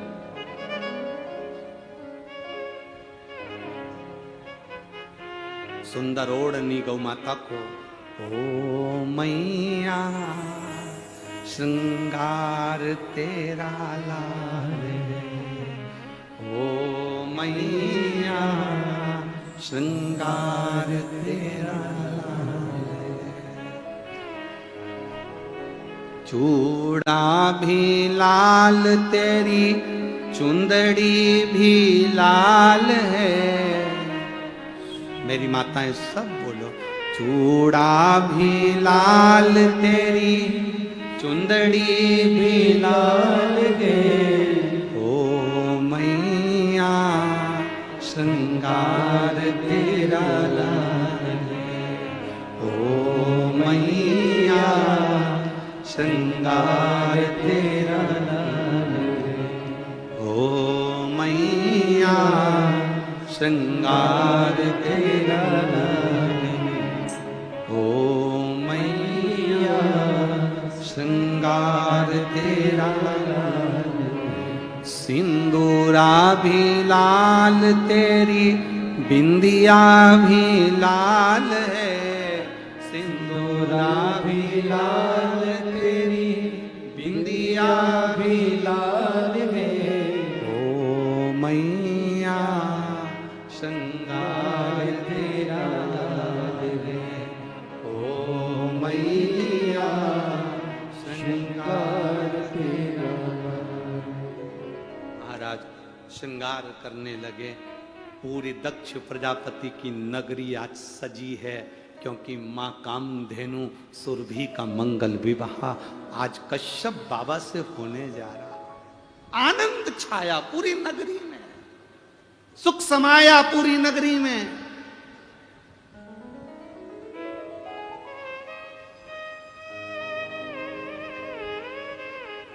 सुरभि अपने पिता दक्ष प्रजापति से गले लगकर कहती है, बाबुल क्या मैं आपको भारी लग रही हूं जो मेरा विवाह कर रहे हो? क्या मैं आपको भारी लग? दक्ष प्रजापति कहते हैं ये जगत की रीति है बेटी, बाप के घर में बेटी रहती है उसको शादी कर कर विदा करना पड़ता है, कुंवारी रहती है तो बाप के ऊपर ना जाने कौन सा भाव प्रकट हो जाता है, इसलिए मैं विदा कर। सुरभि कहे अरे कैसो अमीर साहूकारो मारा बाबुल, बेटी धरी ना जाए।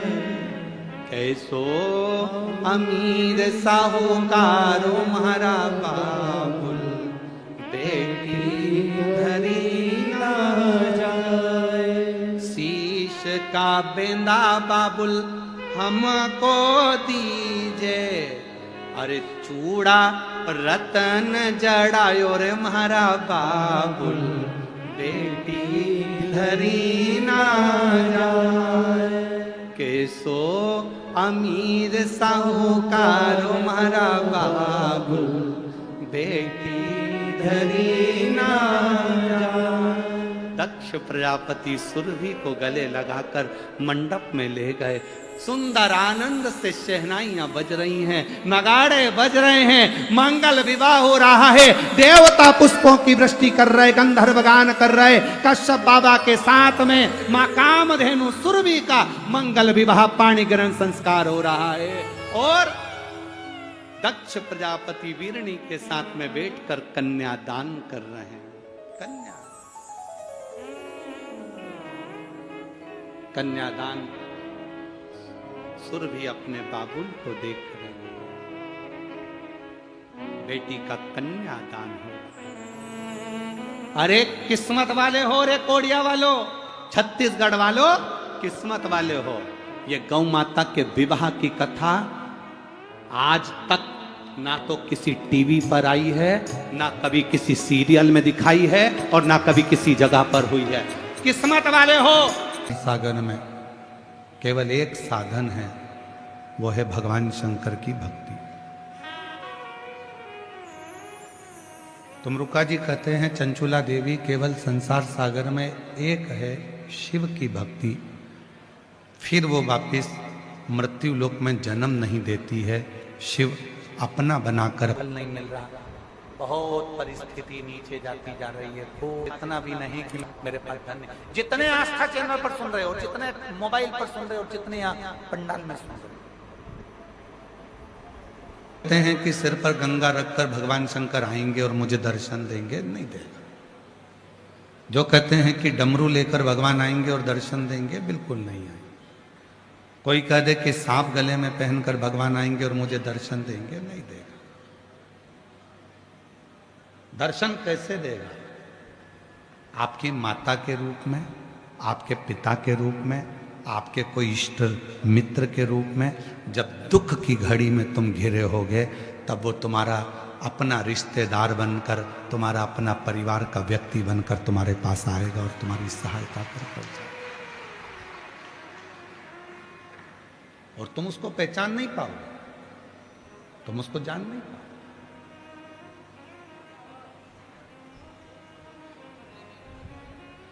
जैसे जीते जी अपने माँ बाप को नहीं पहचान पाते, जैसे जीते जी अपनी पत्नी को, अपने पति को, अपने रिश्तों को नहीं जान पाते, उसी तरह तुम परमात्मा को नहीं पहचान पाते।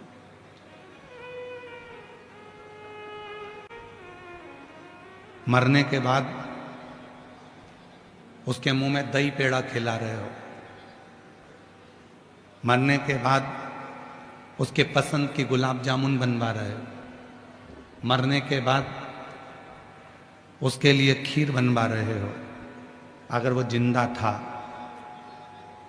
और उसको जीते जी ही मत गुलाब जामुन खिलाते, मत खीर खिलाते, पर प्रेम से मीठी वाणी बोल देते, तो भी वो आशीर्वाद देकर चला जाता। हमने उस परमात्मा को केवल मूर्ति में ढूंढा, हमने उसको सहजता में ढूंढा।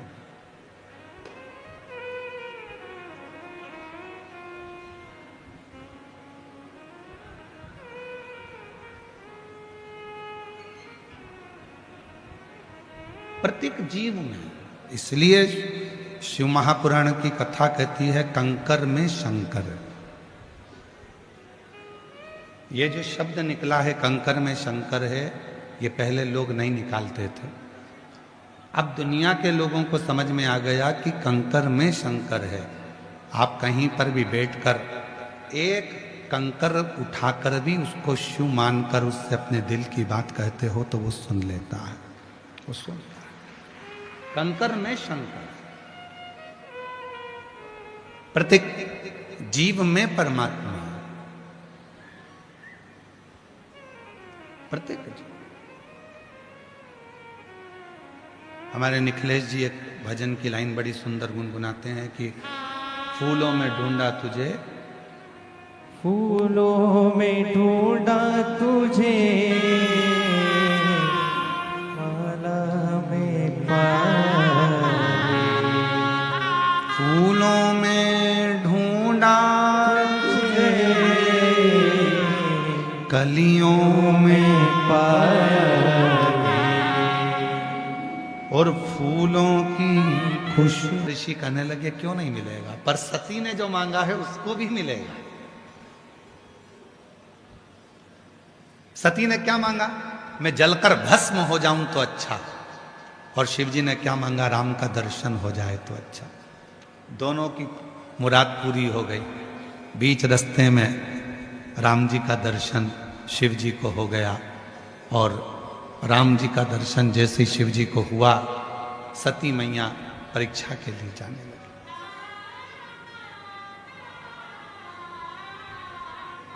चलो बताओ, परीक्षा लेने के लिए कौन कौन गई थी? सती अकेली गई थी, शिव जी भी गए थे क्या? जम के तो बोलो, नहीं। कौन गई? केवल अकेली सती परीक्षा लेने के लिए गई राम जी की। रो रहे थे, नेत्रों से नीर बह रहा था, आंख से आंसू बह रहा था।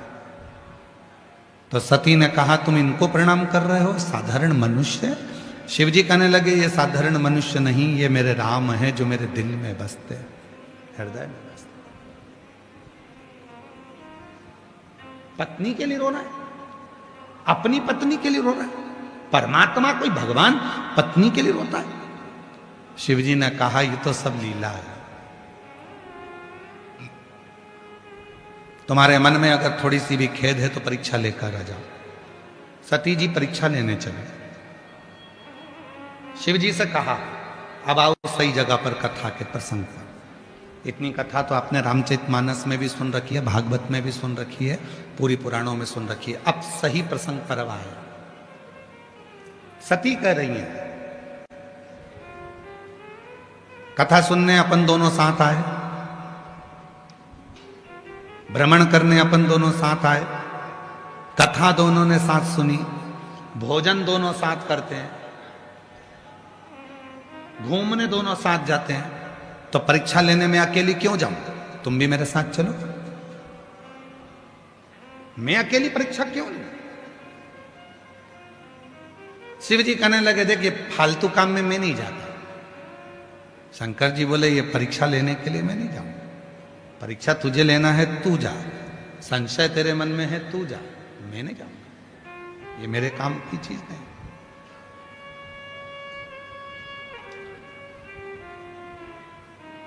परीक्षा लेने मैं जाऊं? हाँ, परीक्षा लेने के लिए मैं नहीं जा सकता। जाओ तुम परीक्षा लो।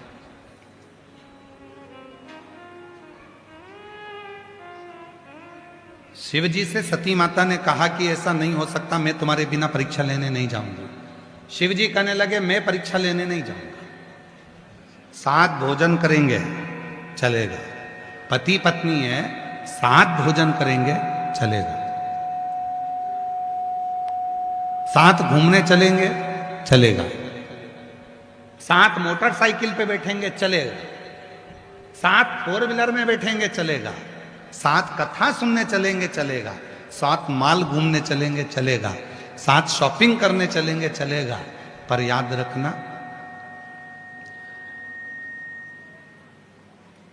बीमारी तुझे हुई है और तू कहे कि मुझे इंजेक्शन लग रहा है तो तुम भी लगवा, चलेगा? अरे जम के तो बोलो, नहीं चलेगा। शंकर जी ने कितनी सुंदर बात कही कि बीमारी तुझे हुई है, परीक्षा तू लेने जा रही है, संशय तुझे हुआ है, टेंशन तुझे हुआ है, अहंकार तुझे हुआ है, तो दवाई तुझे लेना पड़ेगी। अब कई लोगों की आदत, अब तुम हॉस्पिटल में जाओ और पत्नी बीमार पड़ गई और पत्नी पति से कहे जी अपन साथ में रोटी खाते थे, साथ में रहते थे, साथ में घूमने जाते थे, साथ में ससुराल जाते थे, साथ में शॉपिंग पे जाते थे, साथ में मॉल जाते थे, साथ में ये काम करते थे, साथ में वो काम करते थे। एक काम करो ना, जब साथ में रहते थे, साथ में भोजन करते थे, साथ में रोटी खाते थे, साथ में अपन पानी पीते थे, साथ में अपन ये सब काम करते थे, तो फिर एक काम करो कि मैं बीमार पड़ी हूं तो साथ में इंजेक्शन भी लगवा,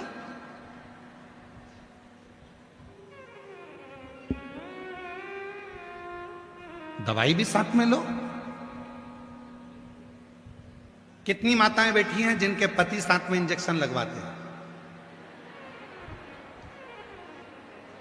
और कितने पति बैठे हैं जिनकी पत्नी साथ में बैठकर दवाई खाती हो। पति बीमार है तो पति भी दवाई खाएगा और मैं भी खाऊंगा।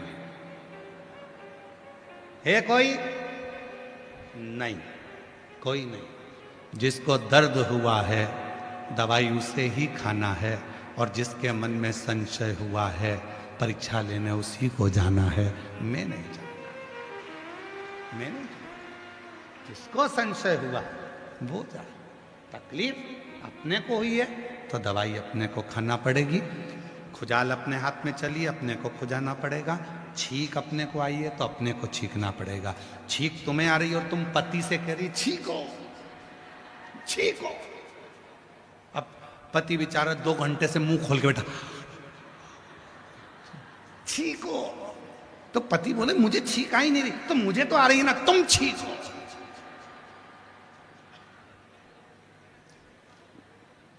मैं तुम्हें इतना प्रेम करती हूं, इतनी चाहती हूं, और तुम मेरे लिए इतना सा नहीं कर सकते।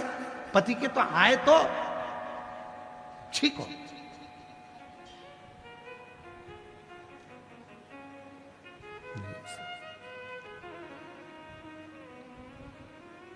दर्द अपने को है तो दवा अपने को खाना है। कष्ट अपने को है, दुख अपने को है, तो 1 लोटा जल चढ़ाने अपने को ही मंदिर जाना है, कोई दूसरा नहीं, कोई दूसरा। कई लोग कहते हैं तुम हमारे पास में आओ, हम तुम्हारे लिए ये वाला अनुष्ठान करेंगे और तुम एकदम ठीक हो जाओगी।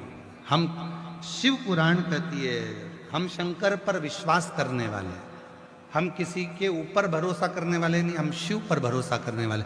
कोई कहता है मैं तेरे लिए ये वाला अनुष्ठान करूंगा, मैं तेरे लिए ये पाठ करूंगा, मैं तेरे लिए ये उपाय करूंगा, मैं तेरे लिए ये अनुष्ठान करूंगा, मैं तेरे लिए ये करूंगा, मैं तेरे लिए वो करूंगा। शिव महापुराण की कथा कहती है तुम्हारे मरने के बाद अगर तुम्हारे बेटे सैया दान कर रहे हैं तो ये मत सोचना कि तुम्हें मिली है। तुम्हारे मरने के बाद तुम्हारे बेटे अन्न का दान कर रहे हैं, यह मत सोचना कि तुम्हें मिला है। तुम्हारे मरने के बाद तुम्हारे बेटे अगर गीता का पाठ कर रहे हैं तो यह मत सोचना कि तुम्हें मिला है। तुमने जो जीते जी दान करा, तुमने जो जीते जी कथा सुनी, तुमने जो गीता जी का पाठ किया, तुमने जीते जी जो भजन किया, बस वो ही तुम्हारे साथ जाना है। मरने के बाद तो एक क्रम है जो निभाना। अपने जीते जी जो तुमने कर लिया,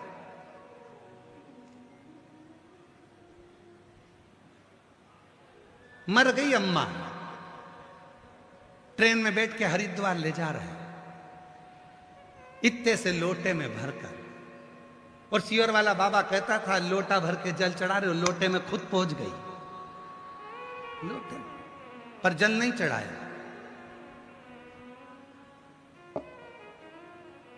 रिजर्वेशन कराया, घर के लोगों ने कहा तुम्हारा टिकट अलग कराना, अम्मा का टिकट, माताजी का टिकट अलग कराना, तो माताजी का टिकट अलग कराया। एक सीट माताजी की खाली सीट थी, लोटा रखा था, कोई दूसरा चढ़ गया उस पे तो चिल्ला के दौड़ा मेरी अम्मा बैठी है, उतर नीचे उतर, अम्मा बैठी है। तो वो बेचारा बोला कहाँ है अम्मा तेरी, वो दिख नहीं रहा, लोटे में है। अच्छा, अब भोजन करने बैठा तो घर के लोगों ने कहा था कि ले जा रहे हो हरिद्वार तो पहले अम्मा को खाना खिलाना। पत्तल लगाई, अम्मा की सीट पे रख दी, अम्मा खा लो। अब अम्मा कोई जिंद थोड़ी ना है कि लोटे में से निकल के ही करके खाए। खा लो लोटे में। पत्तल चाय पी रहा था तो पहले अम्मा को पिलाना, चाय रख दी अम्मा चाय।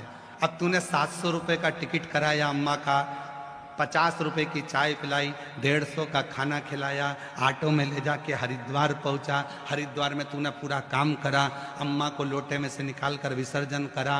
यदि तूने 1000-1200 रुपए अम्मा के मरने के बाद खर्च करा और फिर गंगा जी में अस्थियां डाली, तो गंगा मैया भी बोली कि जीते जी कभी नहीं आई और मरने के बाद आई तो तेरे को तो नहीं तारूंगी, साइड में नल्ले में निकालूंगी।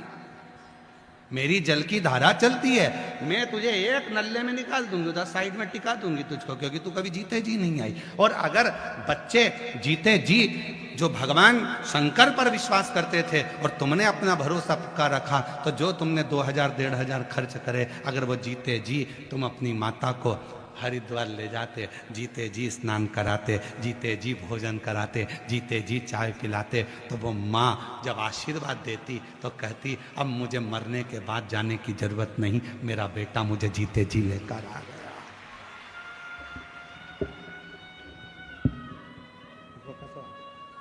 मेरा बेटा मुझे जीते जी लेकर आ गया, अब मुझे जाने की जरूरत नहीं। इसको कस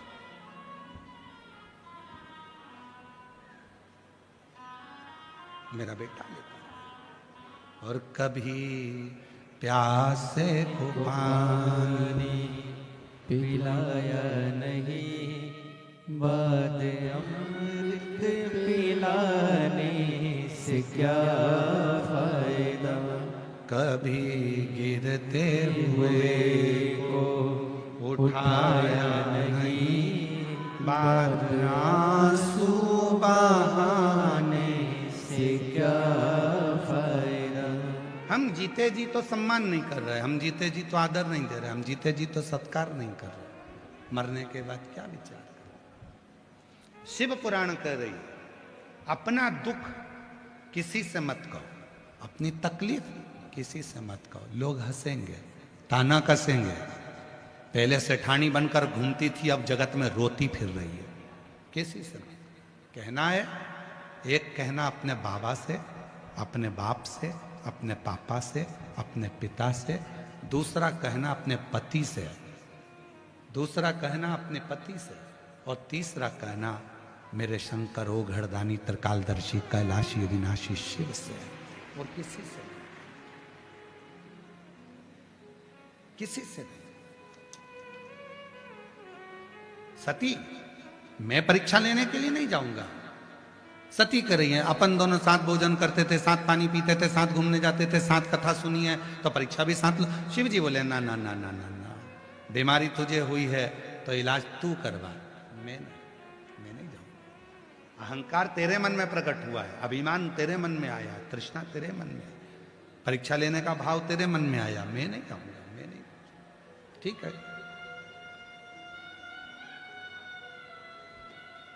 शिव दुनिया की दृष्टि में लोगों को लगता है शंकर जी एकदम एक लोटा जल सारी समस्या का।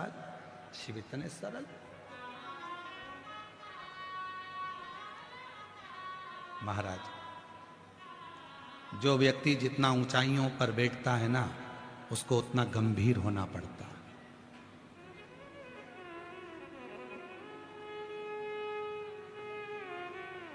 उसको उतना गंभीर होना पड़ेगा। जो व्यक्ति जितनी ऊंचाइयों पर बैठता है उसकी उतनी आलोचना होती है। जो व्यक्ति जितना ऊपर की ओर बढ़ता जाता है उसको बहुत गालियां दी जाती है। जो व्यक्ति एकदम तरक्की कर कर ऊंचाइयों पर जाकर बैठ जाता है उसकी आलोचना होगी, अपशब्द कहे जाएंगे, ताने दिए जाएंगे, गाली दी जाएगी। पर उसको गंभीर होना पड़ेगा। जैसे हमारे भारत के प्रधानमंत्री नरेंद्र भाई मोदी जी, जैसे प्रत्येक प्रदेश के मुख्यमंत्री, चाहे आपके प्रदेश के हों, चाहे मध्य प्रदेश के हों, चाहे छत्तीसगढ़ के हों, चाहे आंध्रा के हों, कहीं का भी मुख्यमंत्री चाहे वो किसी भी स्थान, चाहे वो उत्तराखंड के हों, मुख्यमंत्री, प्रधानमंत्री और मुख्यमंत्री का पद कितना ऊंचा होता है, पर उनको जितने ऊंचे पद पर बैठ जाते हैं उतनी उसमें गंभीरता आना पड़ती है, उतनी गंभीरता लाना पड़ती है। उनको मालूम है ऊपर बैठेंगे, उन्नति की सीढ़ी पर चढ़ेंगे तो लोग गालियां बहुत देंगे, आलोचना बहुत करेंगे, अपशब्द बहुत कहेंगे, ताने बहुत देंगे, ना जाने क्या क्या कमेंट्स करेंगे, ना जाने क्या क्या लिखेंगे, पर जितनी ऊंची कुर्सी पर व्यक्ति बढ़ता जाता है उतनी उसमें गंभीरता आती जाती है, उतना उसमें बल उत्पन्न होता जाता है। ये आलोचना सुनने का, ताने सुनने का, अपशब्द सुनने का जवाब कम देता है, सुनता बहुत है। जिसमें जो बढ़ गया, तुम्हारे घर में तुम्हारा पद बढ़ा है, तुम सास हो तो तुम्हें गंभीर होना पड़ेगा, तुम ससुर हो तुम्हें गंभीर होना पड़ेगा, घर में बच्चों की शादी हो गई, तुम मम्मी पापा की जगह सास ससुर बन गए, तुम्हें गंभीर होना पड़ेगा। आलोचना होगी, पद बढ़ा, सास के पद पर बैठ गए तो आलोचना होगी तुम्हारी, ससुर के पद पर बैठ गए तो आलोचना होगी तुम्हारी। ऐसा नहीं कि आलोचना नहीं होगी, दादा दादी बन गए तो आलोचना होगी तुम्हारी। तुम अभी तक घर की बेटी थी, अभी ननंद नहीं थी, अब ननंद बन गई हो तो आलोचना होगी तुम्हारी। अभी तक तुम बेटी थी, भाभी अब बनी हो तो तुम्हारी आलोचना होगी, देवरानी बनी हो तो आलोचना होगी, जेठानी बनी हो तो आलोचना होगी, आलोचना होगी, पर इसको सहन करना, गंभीर बनकर इसको सहना। मेरे शंकर भगवान की बहन, मेरे शिव जी की बहन छिप्रिया, भगवान शंकर के जब माँ पार्वती जी जगत जननी जगदम्बा अम्बा जब भोजन बनाकर रखती थी, लोग कहते हैं हमारी ननंद ऐसी है, हमारी भाभी ऐसी है। शिव पुराण को तो पढ़ो जरा। माँ पार्वती जी भोजन बनाकर रखती थी और छिप्रिया आती थी, भाभी भूख लगी है भोजन दीजिए। छिप्रिया आती थी, भाभी भोजन दीजिए भूख लगी है। और शिव जी की बहन छिप्रिया जब भोजन मांगती थी तो माता पार्वती जी भोजन ला कर देती थी। देखिए जरा छिप्रिया क्या करती थी, भोजन लिया और उठाकर गौ माता को, नंदी को, भृंगी को, श्रृंगी को सबको दे देती थी। भोजन का टिफिन खा लिया। फिर वापिस आ गई छिप्रिया जी, भाभी भोजन तो है ही नहीं टिफिन में। भाभी ने देखा तो टिफिन में भोजन तो अब भी तो बना कर रखा था। पार्वती जी ने मन में सोचा ननन जी हैं, इनको दान करना बहुत अच्छा लगता है, तो सारा भोजन दान कर आई होंगी, मैं अब भी बना कर लाई। ननन जी अब भी लाई, गई अंदर, भोजन बनाया, ताजा भोजन ला कर दिया। छिप्रिया ने वो उठाकर वापिस नंदी को, गाय को, शंगी को, भृंगी को सबको दे दिया। भाभी भोजन, एक दिन में मां पार्वती माता को दिन भर में 1000 बार भोजन बनाना पड़ता था और 1000 बार माता पार्वती के चेहरे पर मुस्कुराहट होती थी। तब छिप्रिया ने कह दिया, भाभी तुम केवल पार्वती नहीं हो, तुम अन्नपूर्णा हो, आज से जगत में तुम्हारी पूजन हो। एक ननंद ने भाभी की पूजन करा दी, आज से तुम अन्नपूर्णा हो, सारे जगत में अन्नपूर्णा की पूजन होगी। और सुनो भाभी, जैसे तुम मुझको अन्न का दान देती हो, एक दिन ऐसा आएगा मेरे भाई शिव तुम्हारे दरवाजे पर भिक्षा मांगने के लिए आएंगे।